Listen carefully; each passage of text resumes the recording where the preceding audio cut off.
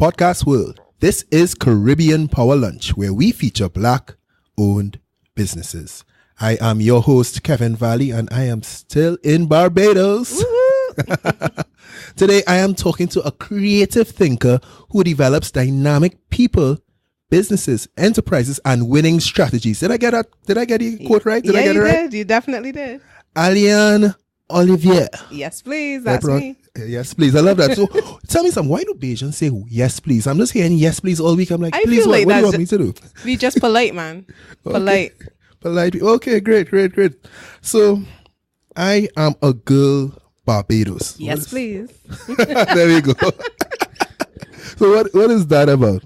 So I Am a Girl is a not-for-profit that caters to girls 5 to 18. And it started with really the idea that we want to help to raise the capacity of girls. And I use my skills, my professional skills in that regard, and help to really build their confidence, help them to really see past the issues that they may have, and also to understand what being a woman means. And craft a life for themselves that they can be active citizens in the world, in the Caribbean, in society here in Barbados, and really build a sisterhood. Because typically in the Caribbean, or rather in the world, females tend to tear down each other. Really? So building a culture where girls feel comfortable to be themselves, but also comfortable to lift up each other. Okay. So it's interesting that you say comfortable to be yourself, because I was consuming some of your content. I was looking at some of your videos that you post on LinkedIn and IGTV and stuff. And you see that you're very much yourself in it. Like, I feel like I walked in here, I met you for the first time today. It's like, I know her. What's up, Alian? You know, you good? Yeah, man. You know, you posting your videos, there's no set of glam, there's no fancy dressing and all that. You just there. You're in the background. There's some bush, there's some bugs. I think I can't really bounce it on one of them though. I was a little nervous for you. No. but you give your value right there. So like, is that intentional, or is it just that I just can't bother?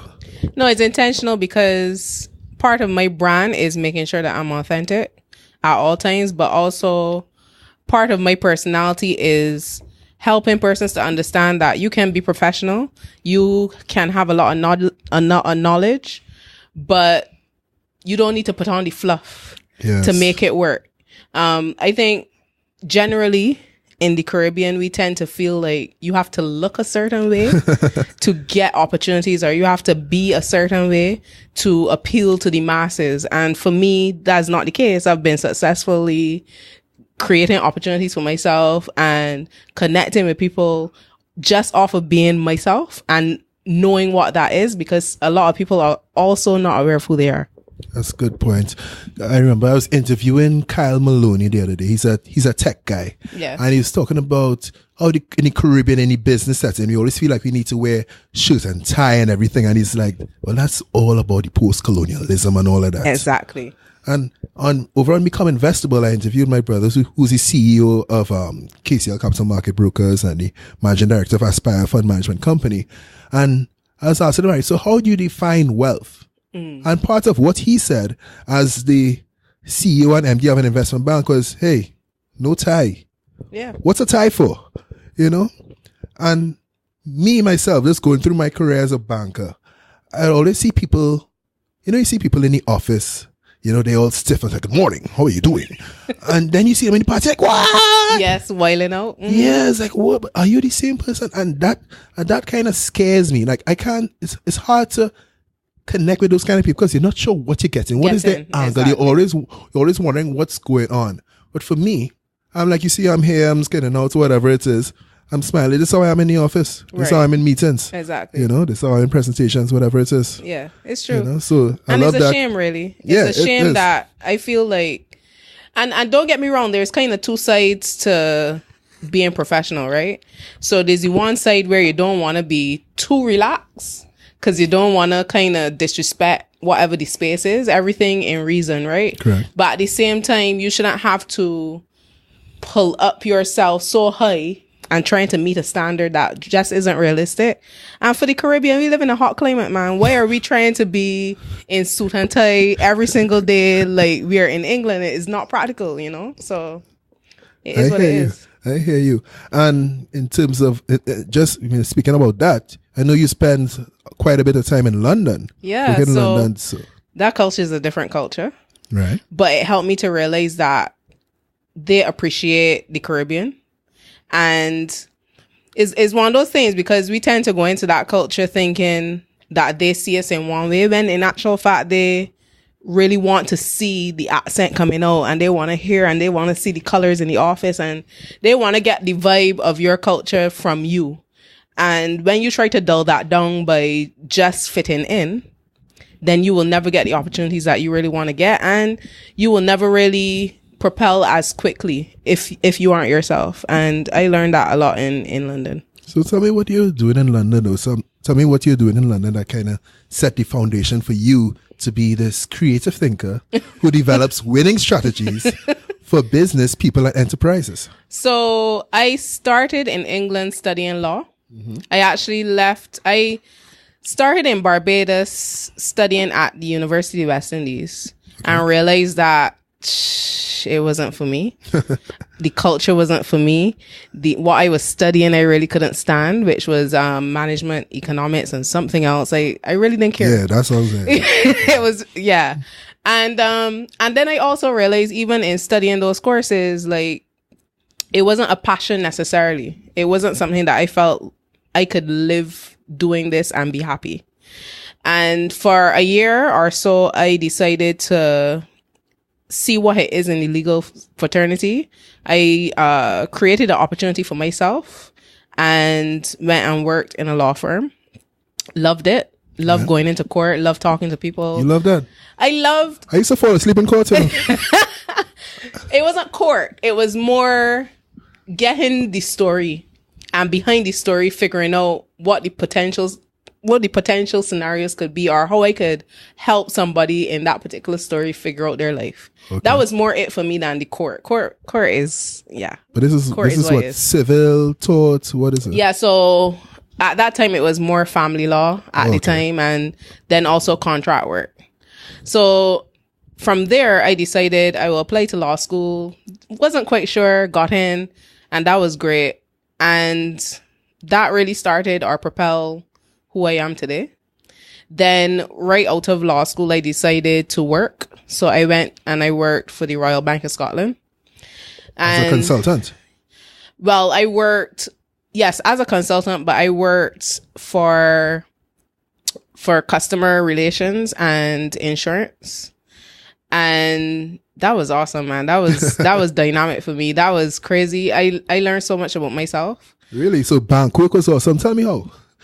In the sense that it isn't your typical behind the counter serving others. It was a different structure. And what was great about it was the people.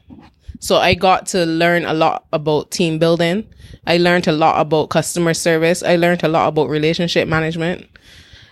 It wasn't your typical job. And funny enough, here in the Caribbean, we tend to be a 9-to-5 bank service. There is on shift. So I could be at 1 a.m. at work doing whatever, right? So it's a different culture than here in the Caribbean, but it was awesome to me. Yeah. Okay. And so that would have started you in terms of developing, was it? Rapport for upselling opportunities and all that. So that's part of your building systems and negotiating, helping persons to get to their solution, being creative and strategic. That job required me to think on my feet. Mm-hmm. And no 2 days were the same, which is what I love.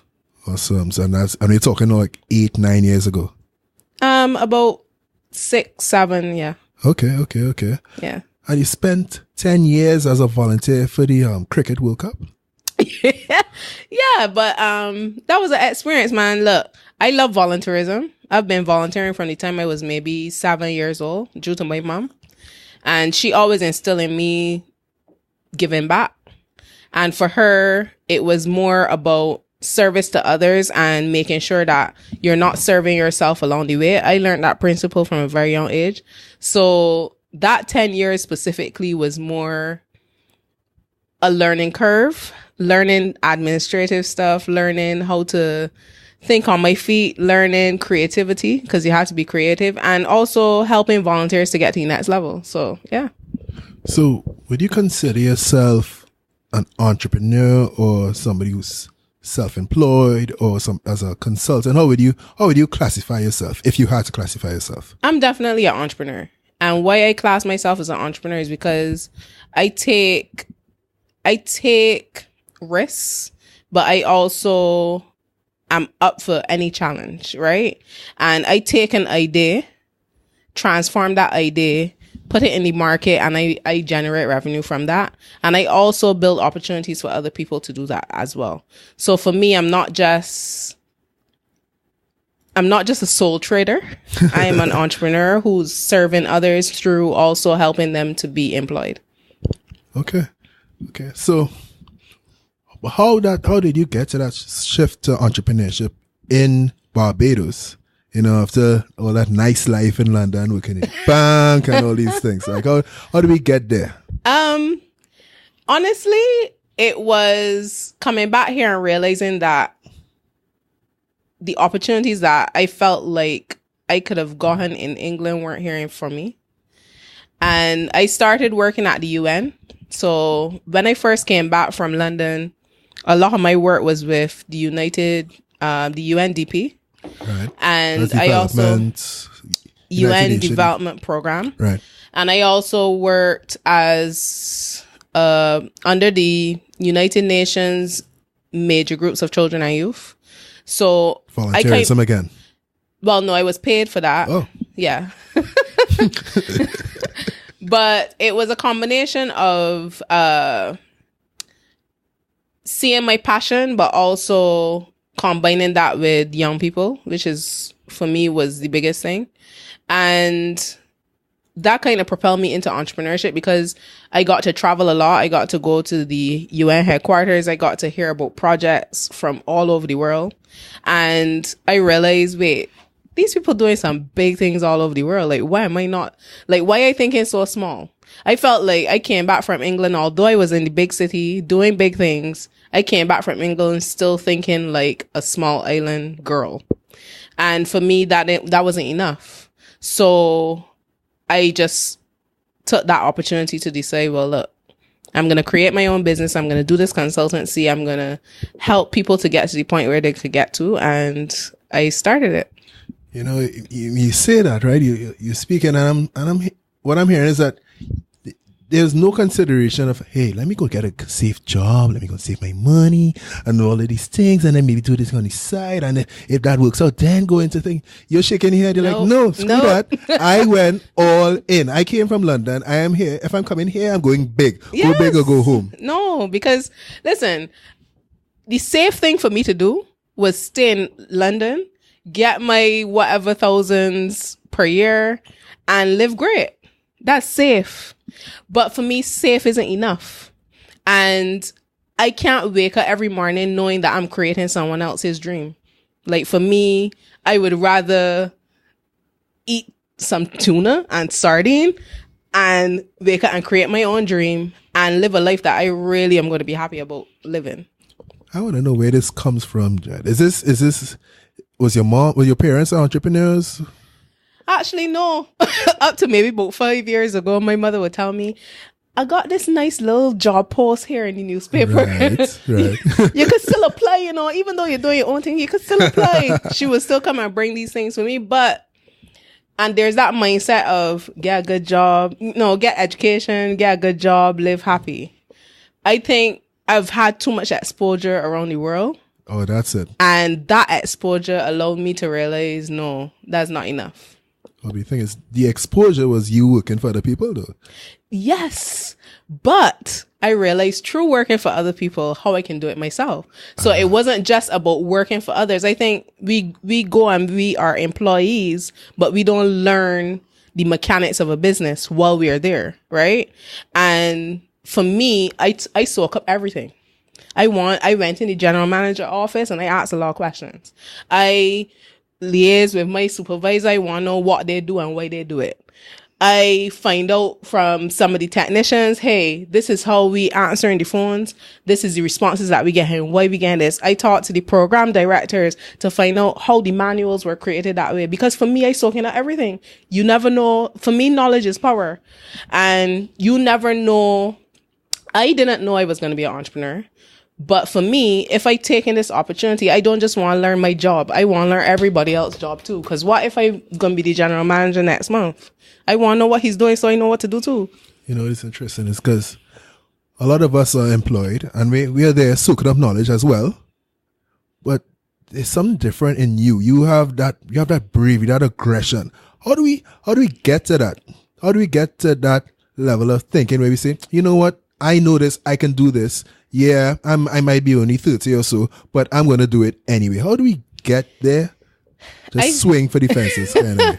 I think a lot of it comes from what I experienced, quite honestly, right? So I went to England at a time when I was this young, naive girl, not knowing what the world is about. And I was one of 2 Black girls on my university, right? And I had to quickly get my life together, right? So, and coming from a small island. This is in Canterbury, right? Yes, Canterbury, Kent. Right. So imagine me, all my teachers can't understand my accent. Ain't got a clue what I saying in class, right? And then everybody else is not Black. Let me put it that way. And I had to quickly get my life together. So, and what I mean by that is I had to learn very quickly how to face racism, how to face the issue of gender in my class, because it was a heavily male class, dominated class. And I learned very quickly how to defend myself. And defense doesn't mean attacking anybody or being aggressive or anything. Defense just meant learning how to adapt to that situation while still trying to maintain my sanity, right? And trying to maintain my culture, not losing who I was as a Bajan girl going in this big city. So I think that taught me that anything was possible, because I went in there, I slightly adapted, because you gotta please, right, to still get what you want in a sense. And doing that adaptation, learning quickly that really and truly a lot of them are intimidated by us. They're actually fearful of our knowledge, fearful of how big we could really be. And that for me was powerful. Knowing that they actually feel like, oh my gosh, Alian really knows what she's doing. That was powerful for me. So that kind of ingrained in my mind, I could do anything though. There's nothing that's stopping me from creating a business, making it successful and moving on. There's nothing. If I could do what I did in England, being the only Black girl in that room, I could do anything in the Caribbean. That's interesting. So it sounds like identity is extremely important or paramount to you. I mean, your identity as not only a woman, not only as a Black woman, but as a Black Barbadian woman. Yes, for sure. Okay. All right, so let's talk business now. Yeah. You know, we all pumped up now. We fiery.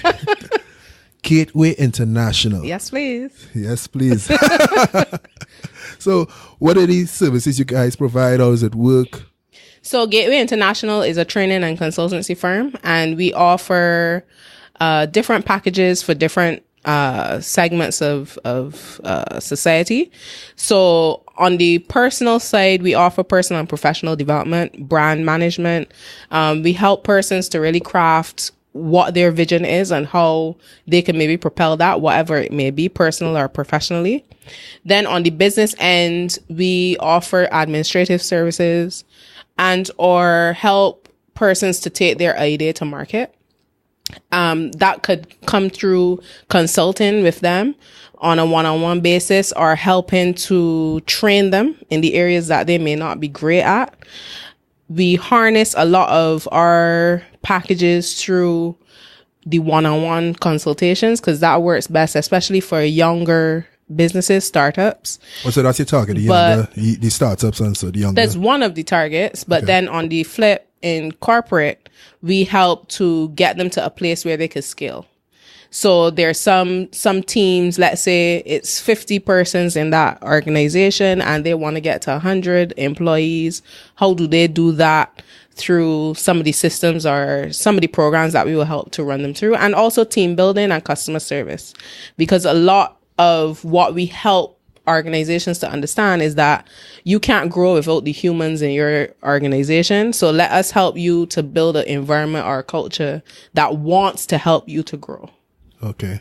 But I'm listening to all these services that your company provides. It sounds like this company has about 80 people working there. So what's your staff? What's your staff like?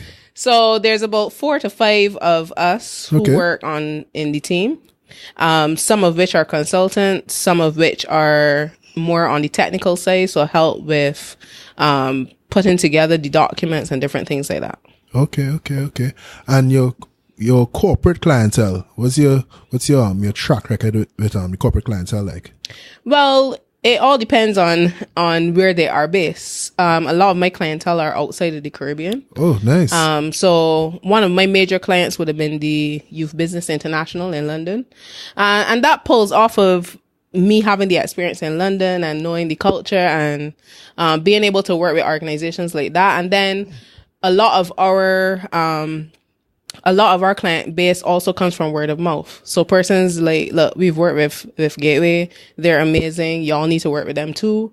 And that pass on, and the trend really continues based on that. Yeah. You know what I love, Alian, is that you are sitting here in Barbados, but you're running an international business. Yeah. You know, that's the power of the internet. Yeah, that's exactly right. And so you're thinking big, you're thinking beyond your shows, beyond the Caribbean shores, internationally. I love that. And this is also based on your relationships that you would have developed in London as well, right? Yeah, relationships there, but also relationships here, because some persons here also do have international businesses and then they refer. Okay. So, Alian. Yes, please. All right. That's what I want to say. Alian, are you ready to get practical here? Okay, cool. Yeah. All right. So, you say that you help people get their business started, right? Mm-hmm. All businesses start with an idea. Yes. Right? So I know you have 5 steps. Mm-hmm. Oh, Lord. No, I have the notes. I interviewed somebody you may know. I know. And he said his memory isn't all that good. I have the notes. Right? The 5 steps for the business idea generation phase. I think that'll be very valuable for the audience to get. Mm-hmm. So I know the first one is being open-minded. Can you just expound on that, please? Being open-minded really means not limiting yourself to any one idea and not limiting yourself to think that you have to be in this particular sector or in this particular career. Because I feel like sometimes persons limit themselves. They don't really understand their strengths. They don't understand what their true skill sets are, or even sometimes what they actually know that could be monetized, right? So being open-minded means don't come.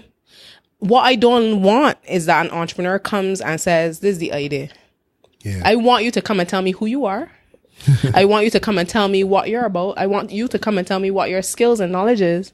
And then let's devise that plan. Okay. So it's almost like a matrix kind of thing. So you have maybe 3 rows. So who you are, what was the other 2, sorry? Who you are, mm-hmm. what you know, and who you know. And your idea is where you have 3 lines that intersect across there. Okay, that's interesting. You know, so for me, another way is that maybe you list out your skills on one side, and you list your passions on the other side. Yeah. Right, and then maybe list out, hey, what's missing on the other side. Right. And you make that little TikTok. And it might also be helping persons to understand what their purpose is as well. Because I think a lot of people live, but they're living to get a paycheck and they're living to pay bills, but they don't really understand why they're here and what they're leaving. Oh, that's deep. Mm-hmm. That's deep. So I think you're talking about generations there. Are you what they're leaving? I mean, what are you really, what is it that you're leaving? Like when, you know, we do idea generation, but you selling a pack of biscuits, for example. Okay, cool. Great. Mm-hmm. But anybody could go and buy those biscuits and sell them again, right? So what is making that pack of biscuits so special, right? Okay. And then when I leave this, let's say we leave this earth, thank you, Jesus, in about 50 years plus, who's going to carry that on? And then on top of that, or who's going to remember that you sold that? Like, who cares, right? So is more about helping entrepreneurs to really get to the point where you are leaving something or leaving some mark. Some mark. It doesn't have to be a huge mark, but you're leaving some mark on the world. So I think that you're speaking about thinking about a long-term vision. Yes. When it comes to your idea generation. Yeah. Okay. So your third point, and I'm reminding you here. Yeah. You say to talk to people, talk to your potential customers. Yeah. Now, I think one of we say we are entrepreneurs, right? But a lot of people have great ideas. Yes. Not all of them are unique. Fair enough. But how you gonna know if you can make money if you don't talk to people that can buy? You know what I mean? I want to say even further than talking to people is that you actually test the product. Because a lot of people would say, hey, what, Alian, I love what you're doing. I was going to try a Bayesian accent for a second. Alian, I love what you're doing. Yes, please. I would buy. But when you bring them the product and you tell them, hey, here's the price. Exactly. They're gone. Exactly. Or even finding out, look, is your price even high enough or low enough, for example? Exactly. Because you might go, or is that even your customer base? You see, because a big thing about testing is also understanding, is this your target? And if this is not your target, keep it moving. But is the only way you're going to know is if you test. Love it. Love it. All right. So I know you also say to be unique in your solution base, but I think we spoke about that just now.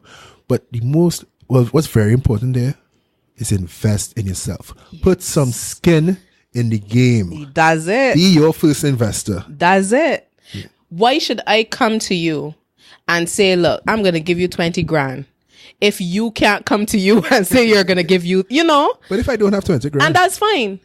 But you should. So what if you have $100? Why are you giving $100 to somebody else when you could be giving it to yourself and investing in yourself in some way, whether that's in some tool that you need, whether that's in some knowledge that you need, but you must show me that if you have the confidence in you, then I will have the confidence in you. I agree. So what's next, Alian? What's next? And what is next? Think generationally. Long-term vision. What's your next long-term vision for Gateway International? Well, Gateway International specifically would be definitely having more trainers, consultants on board, having a hub in most of the major cities in the world, and getting to a place where we are licensing content and potentially franchising the model. So getting to a place where this intellectual property that is cultivated throughout the years is duplicated other places, but through licensing and franchising. That's Gateway's vision, right? Where Alian, Ollivierre is nowhere near the business per se, but more so helping to manage the relationships. So essentially, Alian, what you're doing is you're building a business system that could operate where Alian Ollivierre does not need to be there all the time. That's excellent. That's excellent. That's the aim, because I want to be on a beach somewhere doing whatever I feel like, and not feeling like I have to be in an office each day, but doing it because I love and want to be there, not because I have to be there. Okay. So this wasn't mentioned before, but you happen to be married to Mr. Fun times. Yes. Mr. Gregory Skeets, who was just interviewed. Uh-huh. It may have been released a week ago or so. Yeah. So how is that though? Like, in terms of how do you all position your businesses? Because you both offer consultancy services, maybe to individuals and businesses and stuff. But how does that, I want to say, partnership work? Great. What do you want me to say to that? Listen, in every business relationship, whether marriage or friendship or whatever, it's important to know what your strengths and weaknesses are, and it's important to cultivate that and harness it, right? So he is, in a lot of ways, more of a people person than I am. However, I am more of an intimate setting person, whereas he's more big room, big speaker, you know. Well, I'm sorry. I wasn't asking about your marriage. I was asking how is Gateway International? Right. I'm getting there, okay. Kevin. I'm getting there. So what I'm trying to say is that, you know, we play off of each other essentially. And it's a partnership in the sense that either we complement each other's content, because he would have his own intellectual property, and or we combine content. So we create content together that works complementary to each other. So if he's focusing on leadership and I'm focusing on professional brand development, we can combine the two to ensure that it's a holistic package for whoever is being delivered to. Okay. But you're also pretty big on partnerships, right? Because I know I saw you put out a post on where to start when building partnerships. Yeah. So what sort of partnership do you get to, and how should people start in building partnerships? How should people think about partnerships in business? Right. So there's two things to this, right? Because I believe that even an employee can be a partner, right? In the sense that if an employee really thinks about it, they're really working with the company and not for the company. And if they have that mindset, then they would almost have that entrepreneurial vision for the company to get it propelled or moving forward, right? On the other hand, as an entrepreneur, partnerships can vast across various things. So whether it's your intimate internal team or as simple as the supplier who's supplying something that feeds into your business, right? For me personally, in order to craft partnerships is not seeing competition, right? Because a lot of contracts that Gateway has, or a lot of consultancies that I've done in the past, arguably they are my competition. They offer a particular service to a particular constituency, which is my constituency, but as opposed to seeing them as on the other foot, I see them more as if we're working together to achieve the same result, then we can create more impact as a unit. And I think that is one of the key tips I would leave with an entrepreneur, not seeing competition, but more so seeing that you can craft just as much or even greater impact if you work together. Yes. So it's about focusing on servicing the end customer. Exactly. Rather than servicing your pockets. Yourself. Awesome. Yeah. Awesome. So Alian, I'm going to give you open mic, open forum. Oh dear. Open platform. Hey, you can handle it. To leave us with anything that you feel that we haven't covered today that you want to make sure that you get across. Well, two things I will leave with any person who's listening, feeling like you want to be an entrepreneur or you are already an entrepreneur, but you feel lost. And the two things would be learn a little bit more about yourself as an individual. If you know more about yourself and know more about what you have to offer, what your real passion is in life, you will never work a day in your life. And I know that sounds cliche, but is the truth. You would actually wake up with ideas churning and everything. And the second thing I would say is be as authentic as you could possibly be, because you'll realize that opportunities are going to come your way that you didn't even think about, that you couldn't even foresee in no way, shape, or form. And that's going to come from being genuine with others, being genuine about who you are, and being the kind of person that people will be drawn towards. Because a big part of entrepreneurship as well is building connectivity. And you can't start as a startup doing it on your own in any case. You might be a sole proprietor, but you have a whole ecosystem around you if you really think about it, right? And the only way you're going to get to the next level is if you have connections with others. And that's going to come from being authentic. And that would be the two things I will leave. If nothing else, those two things will help any person to propel themselves. That's awesome. That's awesome. You know, I'm listening to you, Alian, and I could tell you're a very strong person. I'm not going to say strong woman, right? A very strong person who knows exactly who you are and what you're about. I wanted to wrap, but I have one more question. Okay. What is your favorite failure story? My favorite failure story. Oh gosh. My favorite failure story, I think I slightly mentioned it earlier, which was failing out of university. And it was one of those biggest things because, you get the whole hullabaloo. Oh my gosh, you get university, and the whole family into this whole thing. And they're like, yes. And it's almost like a milestone that you are setting for the family. Because I think in my whole family, I was maybe the second person to go to university, right? So it was a huge deal. And almost 6 months in, I realized I really couldn't stand the teachers. I couldn't stand the people. I couldn't stand the culture. I couldn't stand anything. I didn't go into class. Most of my time, honestly, and this is maybe my first time admitting this, but most of my time at UE was being in the guild, going to parties, and getting so wrapped up in that world that I kind of forgot or wasn't really interested in the studying part of it. But that came down to not really loving the subject as well, right? And I kind of failed out at university, and I sent him the resignation letter to the dean, and I decided after a year I was over it. But I couldn't, of course, tell my mother that.